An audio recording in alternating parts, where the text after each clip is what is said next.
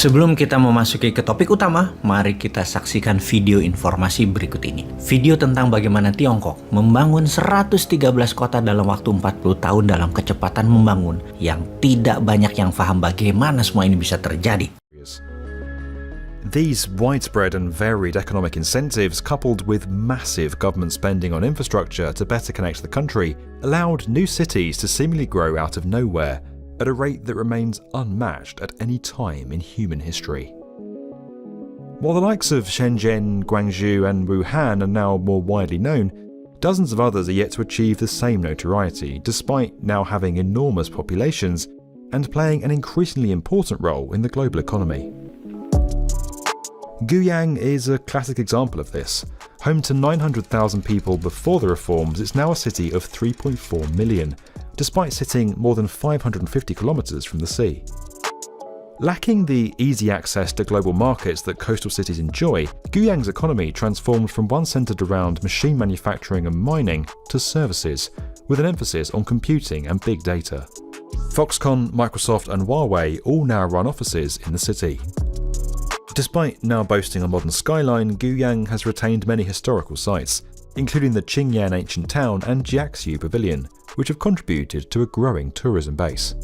Though still small for China, the city opened its first metro line in 2017 and has 2 more already under construction. A network of 8 is planned in total.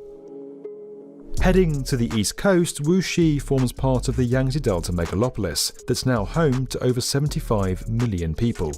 Nestled between Shanghai and Nanjing, the city's gone from 850,000 residents in 1985 to 3.3 million today. That's bigger than Athens. When the Wuxi New District was created in 1992, it began to turn the city into one of China's major industrial parks and a centre for scientific and industrial innovation. The likes of Siemens, Hitachi, Volvo and AstraZeneca are now all based there. This abundance of multinationals has transformed the skyline, and 21 skyscrapers have been built since 2005. 3 supertalls were opened in 2014 alone. Tourism's also played a part in the city's growth, particularly as it boasts one of the world's tallest statues, the 79-metre Grand Buddha at Lingshan. For comparison, the Statue of Liberty is just 46 metres tall without its base.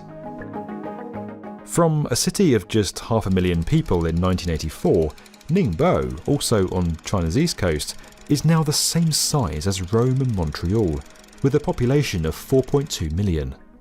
Designated as one of 14 open coastal cities in 1984, that's a special type of economic zone for port cities, Ningbo now acts as a trade hub for the southern Yangtze River Delta, and since its merger with the neighbouring Zhoushan in 2006, it's become one of the busiest ports in the world.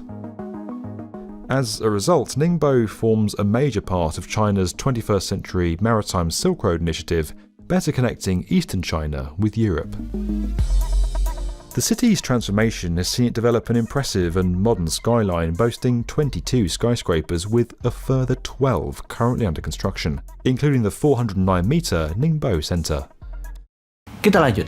Dalam 40 tahun sejak awal tahun 80-an, 1980 hingga saat ini, 113 kota di Tiongkok didirikan membangun tempat tinggal perumahan kondo apartemen untuk 740 juta penduduk atau hampir 25 miliar meter persegi bangunan.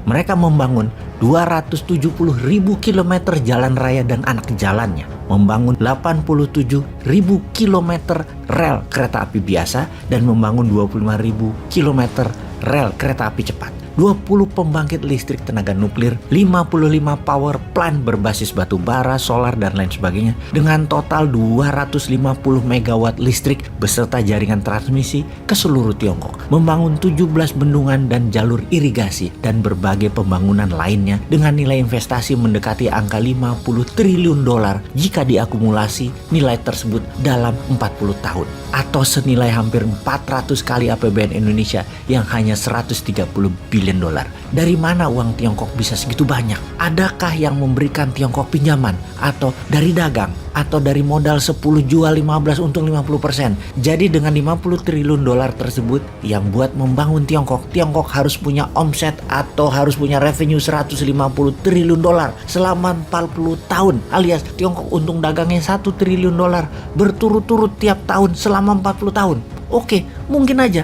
Tapi siapa yang beli? Emang ada yang beli dengan nilai segitu besar? Sewaktu awal tahun 80-an, Tiongkok menghasilkan apa? Kalau 10 tahun terakhir mungkin dagangannya untung 1 triliun dolar, surplus per tahunnya mungkin. Di tahun 80-an, di tahun 90-an, di tahun 2000. Bagaimana Tiongkok membangunnya? Jadi pertanyaan sekali lagi, bagaimana cara Tiongkok membangun semua itu di awalnya? Kita lihat ke Indonesia sekarang. Untuk membangun ibu kota baru IKN, hanya sarana dan prasarananya saja perlu 1.000 triliun rupiah anggarannya. Kemudian perlu 10 tahun untuk membangun fisiknya. Untuk membuat Indonesia negara superpower di tahun 2045, ini lain lagi anggaran yang dibutuhkan. Bukan saja membangun ibu kota yang diperlukan, namun ribuan hal kita bangun bersama. Misalnya, membuat bendungan di utara Jakarta, membuat bendungan laut di utara Semarang, membuat jalur tol laut ke seluruh Indonesia, membuat jaringan kereta api sepanjang 30.000 km melingkari setiap pulau di Indonesia, membangun jalan non-tol seluruh Indonesia sepanjang 80.000 km baru dan memperbaiki yang lama, membangun sarana tinggal yang layak untuk 100 juta penduduk. Berikut sarana eco-living yang layak lainnya seperti sekolah, pasar, rumah sakit, sarana bermain, olahraga, dan lain sebagainya.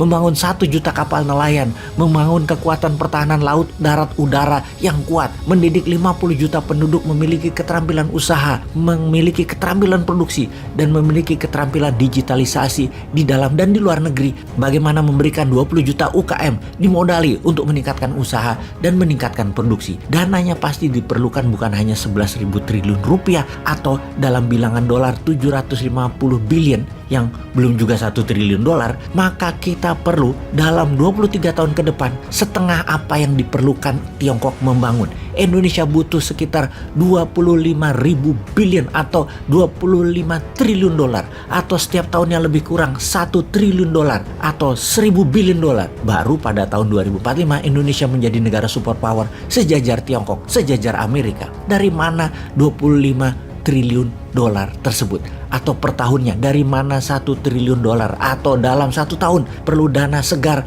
sebesar PDB Indonesia saat ini 16.000 triliun rupiah. Rumusnya sederhana, jumlah uang beredar harus sama dengan jumlah atau nilai barang yang diproduksi. Jadi kita menengok sisi produksinya terlebih dahulu. Apa yang mau Indonesia bangun untuk membuat Indonesia menjadi negara superpower di tahun 2045, Indonesia emas, Indonesia 100 tahun merdeka. Kita hitung atau kita buat cost accountingnya terlebih dahulu. Kita rinci apa yang mau kita bangun, apa kebutuhan dasarnya, kebutuhan materinya, kebutuhan teknologinya, kebutuhan alat dukungnya, kebutuhan keterampilan SDM-nya. Kita mulai dari yang Indonesia bisa 100% dan bahan bakunya 100% Indonesia bisa dan 100% Indonesia punya. Maka membangun 20 juta rumah tinggal, 80.000 kilometer jalan raya, jembatan, dan lain sebagainya, sarana tinggal seperti sekolah, kampus, rumah sakit, pasar, kapal nelayan, pertanian, perkebunan, pupuk, dan penunjang lainnya, 100% Indonesia bisa. Kita bisa mulai dulu segera. Bagaimana kalau tahun 2023, tahun 2024 ini dulu kita bangun, yang kemudian bertahap apa yang akan kita bangun demi Indonesia menjadi negara superpower. Kita siapkan apa yang kita tidak ada unsur importnya untuk kita bangun segera.